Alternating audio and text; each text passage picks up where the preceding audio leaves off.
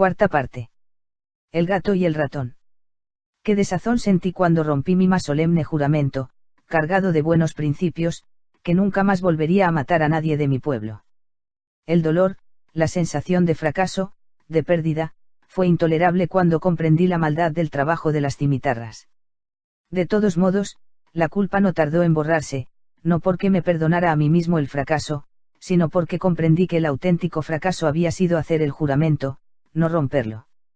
Cuando abandoné mi ciudad natal, pronuncié las palabras impulsado por la inocencia, por la ingenuidad de la juventud, y lo hice de todo corazón. Después aprendí que era un juramento irrealizable, que, si quería convertirme en defensor de los ideales escogidos, no podía librarme de hacer las acciones impuestas por el curso de los acontecimientos, si alguna vez los enemigos que debía vencer eran los Draus. Cumplir mi juramento dependía sencillamente de situaciones ajenas a mi control. Si, después de dejarme en Zoberranzan, no hubiera vuelto a enfrentarme nunca más en combate con un elfo oscuro, nunca habría roto la promesa. Pero esto, en última instancia, no me habría hecho más honorable. Las circunstancias afortunadas no siempre equivalen a grandes principios. Sin embargo, cuando se planteó la situación de que los elfos oscuros amenazaran a mis más queridos amigos, provocando una guerra contra personas que no les habían hecho ningún mal, ¿cómo podía, en buena conciencia, mantener guardadas las cimitarras? ¿Cómo podía anteponer mi juramento a las vidas de Bruane, Wulfgar y Catibrie, o a las vidas de muchos otros inocentes? Si, en mis viajes, me hubiese encontrado con una incursión Drau contra los elfos de la superficie o alguna pequeña aldea, sé muy bien que me habría sumado a la batalla, para luchar contra los agresores con todas mis fuerzas. En ese caso, no lo dudo, también habría sentido un gran remordimiento y sé que lo habría olvidado, como hago ahora.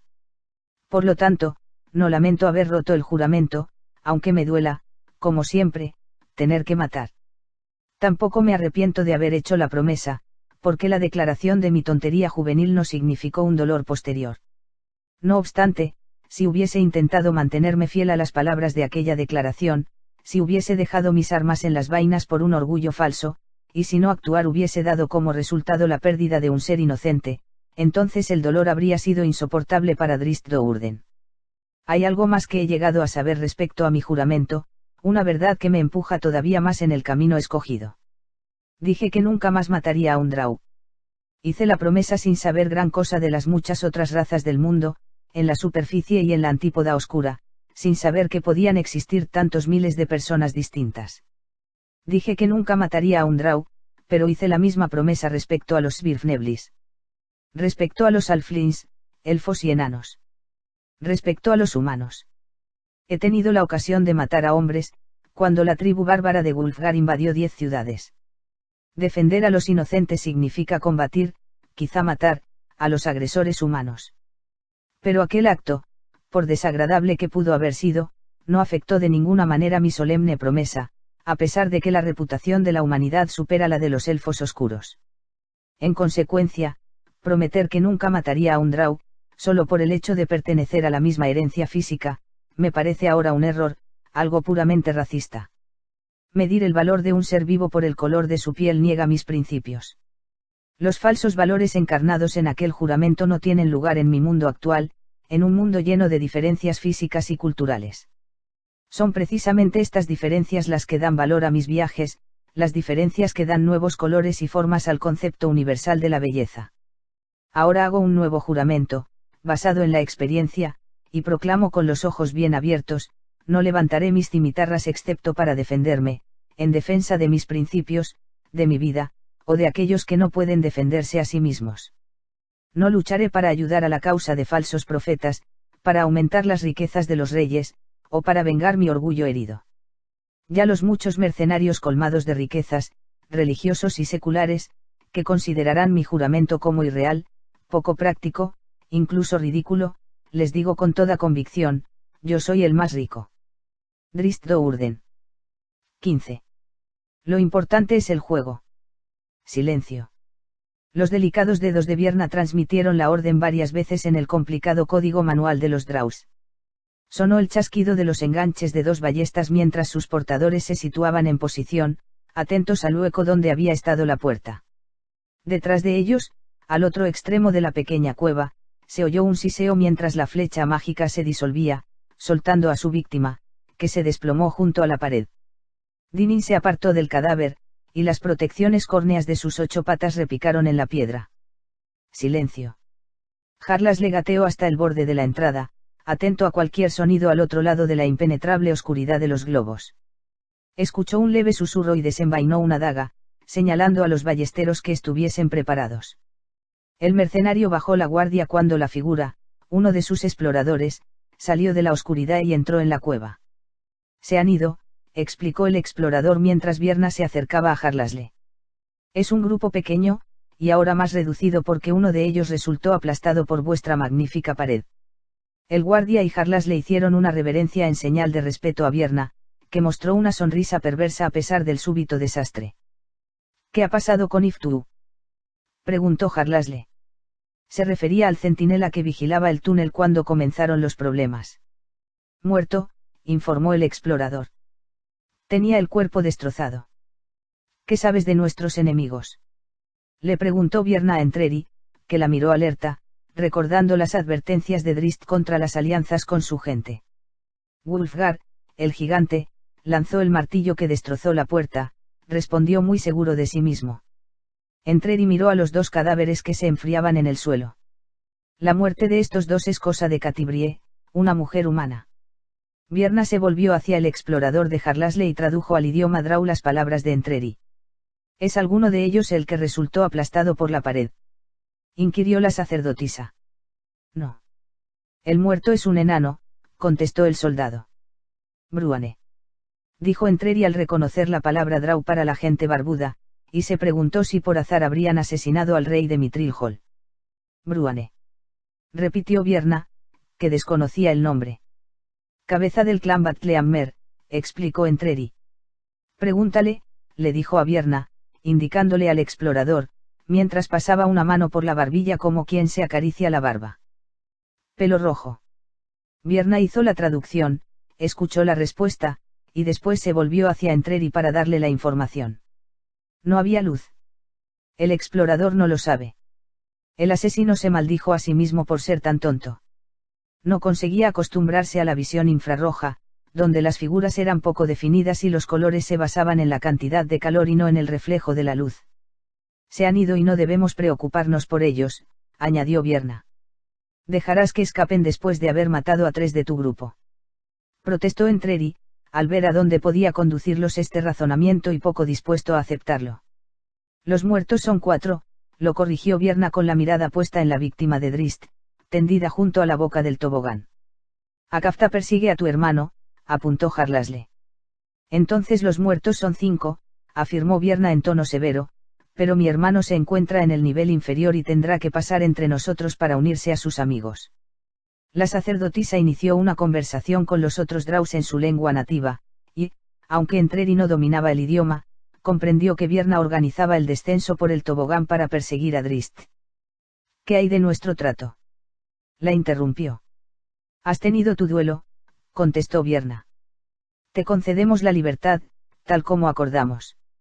Entreri mostró una expresión complacida al escuchar la respuesta, sabía muy bien que demostrar su cólera significaría unirse a los cadáveres en el suelo.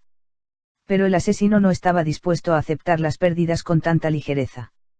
Miró a su alrededor en busca de alguna distracción, algo que le permitiera alterar los planes de la sacerdotisa. Hasta este momento, Entreri lo había planeado todo a la perfección, excepto que, en el tumulto, no había podido seguir a Drist por el tobogán. Una vez allá abajo, él y su archirrival hubieran tenido tiempo más que suficiente para dirimir su disputa de una vez por todas, pero ahora la posibilidad de poder encontrarse a solas con Drist parecía cada vez más remota. El taimado asesino había salido bien librado de situaciones más peligrosas que esta, aunque, como se dijo prudentemente a sí mismo, esta vez se enfrentaba a los elfos oscuros, los maestros de la intriga. Chis. Siseó Bruane con la mirada puesta en Wulfgar y Catibrie, aunque era Tibledorf Bent, que roncaba como solo un enano puede roncar, el culpable del ruido. Creo que he oído algo. Wulfgar apoyó el casco del camorrista contra la pared, cubrió con una mano la boca de Bent, y con los dedos de la otra le apretó la nariz. Las mejillas de Pent se inflaron un par de veces y entonces se oyó un sonido extraño que surgía por alguna parte. Wulfgar y Catibria intercambiaron una mirada, el gigante llegó incluso a mirar un lado de la cabeza de Pent, intrigado por saber si el enano era capaz de roncar por las orejas.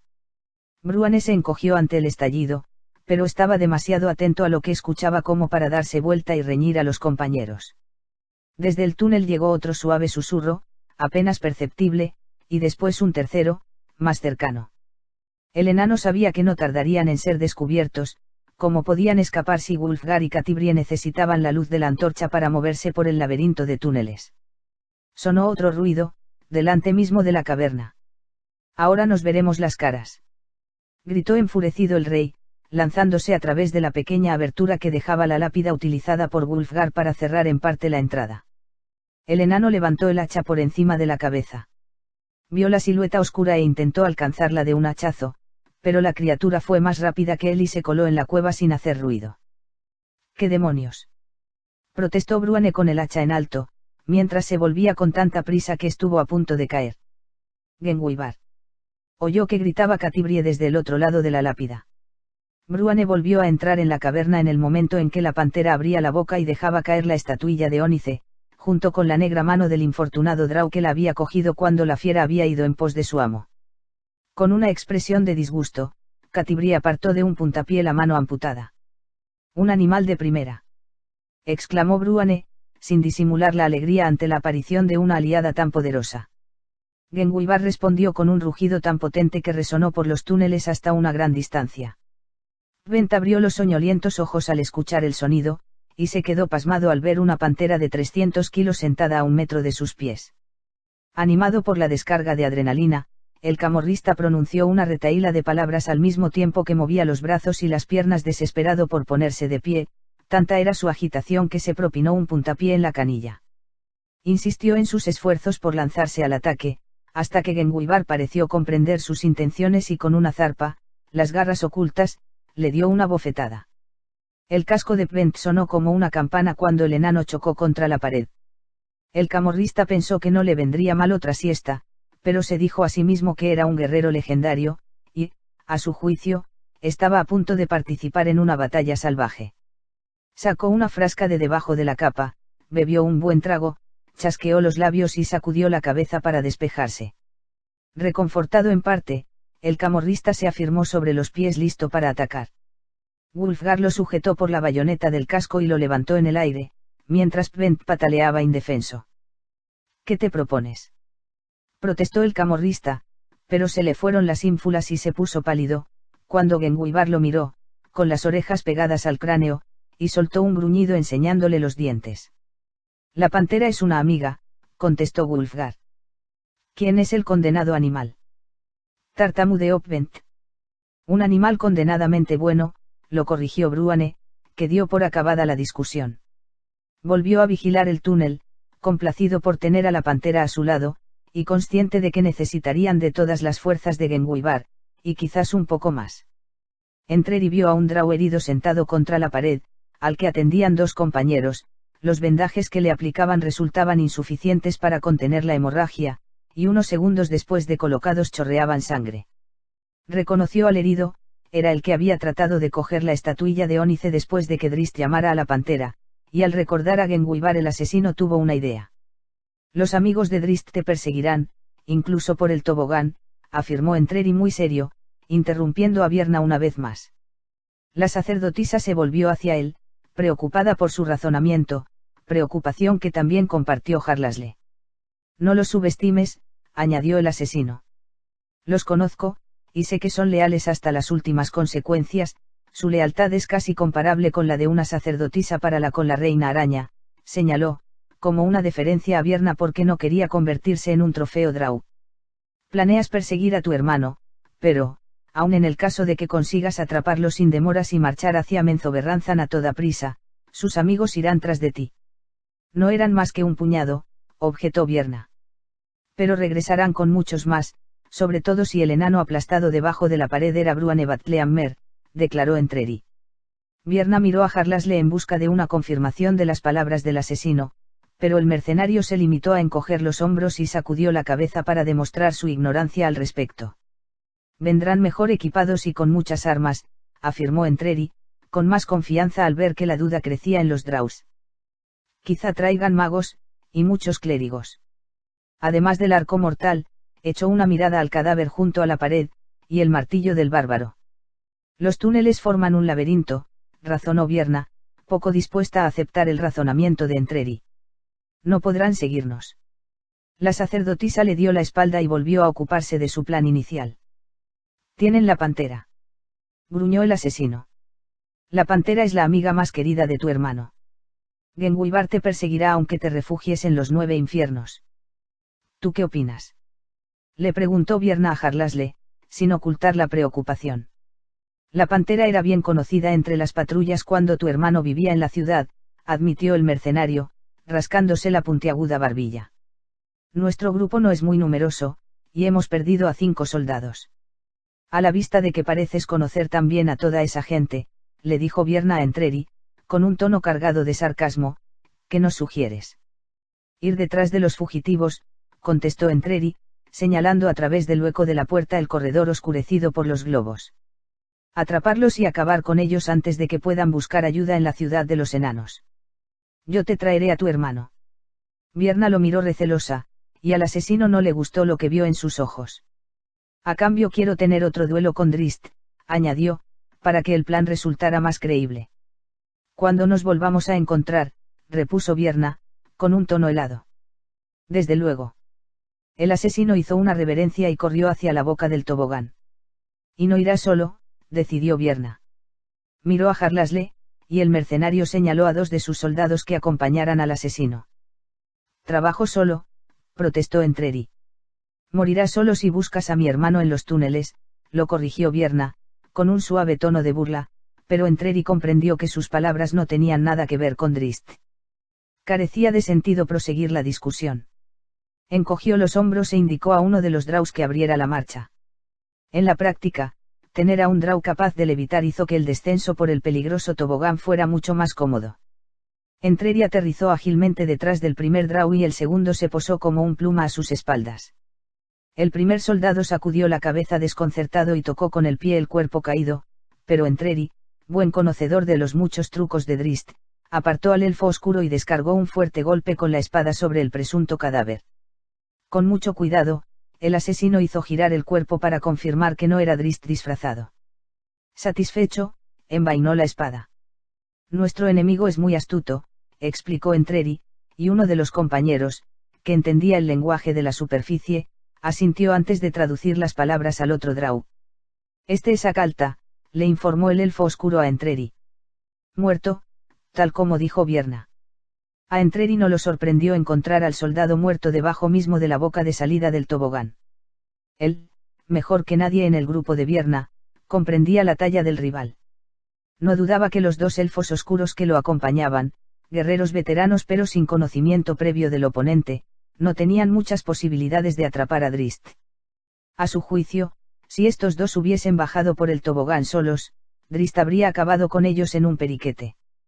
El asesino sonrió para sus adentros al pensarlo, y después casi reveló la sonrisa al comprender que estos 2 aparte de desconocer al rival tampoco conocían a su aliado. Lanzó una estocada cuando el segundo Drau pasó a su lado, y le atravesó los pulmones. El otro elfo, más rápido de lo que Entreri había esperado, se volvió con la ballesta lista para disparar. La daga del asesino se adelantó al movimiento y rozó la mano armada del Drau lo suficiente para desviar el disparo. Sin amilanarse, el elfo oscuro soltó un gruñido y desenvainó un magnífico par de espadas. Una vez más Entreri se asombró al ver la facilidad que tenían los elfos oscuros para luchar con 2 armas de la misma longitud. Cogió el fino cinturón de cuero de los pantalones y lo sujetó doblado en la mano izquierda para utilizarlo a modo de látigo mientras lanzaba puntazos con la espada para mantener a raya al rival. Estás de parte de Drist Do'Urden. Lo acusó el Drau. No estoy de la tuya, lo corrigió Entreri. El elfo lo atacó con fuerza, moviendo las espadas como tijeras, y el asesino apenas si tuvo tiempo de parar los golpes. El ataque era hábil y muy rápido, pero Entreri advirtió de inmediato la diferencia esencial entre este Drau y Drist, el toque sutil que destacaba a Drist, y también a él, por encima de los demás espadachines. El doble ataque cruzado había sido ejecutado de una manera impecable, pero durante los segundos que había tardado en realizar la maniobra, las defensas del elfo oscuro habían quedado descuidadas. Como muchos otros buenos guerreros, era perfecto en el ataque, y también en la defensa, pero no en ambas cosas a la vez. Se trataba de un detalle menor, la velocidad del draw compensaba el defecto y muchos espadachines no habrían notado la evidente debilidad. Pero Entreri no era como los demás guerreros. Una vez más el draw insistió en el ataque. Una espada buscó el rostro de Entreri, y solo fue desviada en el último instante. La segunda siguió el mismo camino, aunque más abajo, y Entreri invirtió la inercia de su espada para desviar la hoja atacante hacia el suelo. Furioso, el draw reanudó la embestida, las espadas como aspas, buscando cualquier hueco, solo para ser interceptado por la espada de Entreri o enganchado y lanzado a un lado por el cinturón de cuero. Y mientras tanto el asesino cedía terreno, se tomaba su tiempo, a la espera del momento oportuno. Las espadas se cruzaron, se abrieron y volvieron a cruzarse en busca del vientre de Entreri. El elfo oscuro repetía el ataque inicial. Pero esta vez la defensa no fue la misma y el asesino avanzó a una velocidad fulminante. El cinturón de Entreri se enrolló en la punta de una de las espadas del draw, que se cruzaba por debajo de la otra. Entonces, el asesino tiró hacia la izquierda para unir las espadas y después desviarlas. El draw comenzó a retroceder, y las espadas se libraron fácilmente del nudo improvisado, pero el elfo oscuro, que había perdido el equilibrio defensivo en aras del ataque, necesitó una fracción de segundo para recuperar la posición. La espada de Entreri no necesitó tanto tiempo. Se hundió en el flanco desprotegido del draw y atravesó la carne en línea descendente por debajo de las costillas.